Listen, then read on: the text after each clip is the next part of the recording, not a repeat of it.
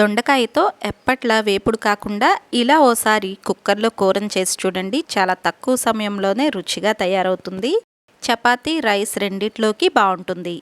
ముందుగా కుక్కర్లోకి 2 స్పూన్ల నూనెను వేసుకుని, అర స్పూన్ జీలకర్ర, పావు స్పూన్ ఆవాలు వేసుకుని చిటపట్లాడేటప్పుడు ఒక ఉల్లిపాయ, 2 పచ్చిమిర్చి సన్నటి తరుగును వేసుకోండి.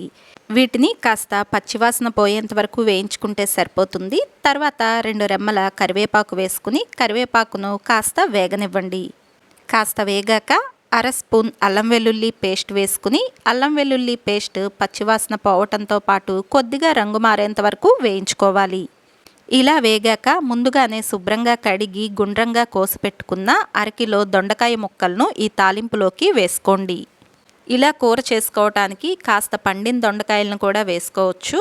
ఇలా వేసుకుని ఓసారి తాలింపు మొత్తం కలిసేలాగా కలుపుకుని దొండకాయ ముక్కలను 1 లేదా 2 నిమిషాల పాటు కొద్దిగా వేగనివ్వండి.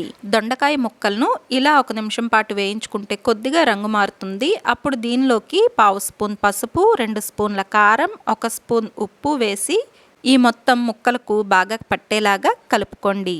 మంటను పూర్తిగా తగ్గించేసి సన్నని మంటపైకి పెట్టుకుని 3 స్పూన్ల కొబ్బరి పేస్ట్, అర స్పూన్ ధనియాల పొడి వేసుకుని మరొకసారి ఈ మొత్తాన్ని కలిసేలాగా కలుపుకోవాలి. కొబ్బరి పేస్ట్ వేయటం వలన ఈ కూరకు మంచి రుచి వస్తుంది, గ్రేవీగా కూడా ఉంటుంది. తర్వాత దీనిలోకి ఒక అరకప్పు నీళ్లను వేసుకుని మరొకసారి మొత్తం కలిసేలాగా కలుపుకోండి. కుక్కర్ మూత పెట్టేసి పెద్ద మంట మీద 2 విజిల్స్, పూర్తిగా తగ్గించేసి సన్నని మంట మీద 1 విజిల్ వచ్చేంత వరకు ఉడికించుకోండి. మొత్తంగా 3 విజిల్స్ వచ్చేంత వరకు ఉడికించుకోవాలి. కుక్కర్ కాస్త ఆవిరిపోయిన తర్వాత మూత తీసి కూర కాస్త వేడిగా ఉన్నప్పుడే దీనిలోకి కొద్దిగా కొత్తిమీర తరుగును వేసుకుని ఓసారి మొత్తం కలిసేలాగా కలుపుకోండి. అంతేనండి, తక్కువ సమయంలోనే ఎంతో రుచిగా ఉండే దొండకాయ కూర మనకు తయారైపోతుంది.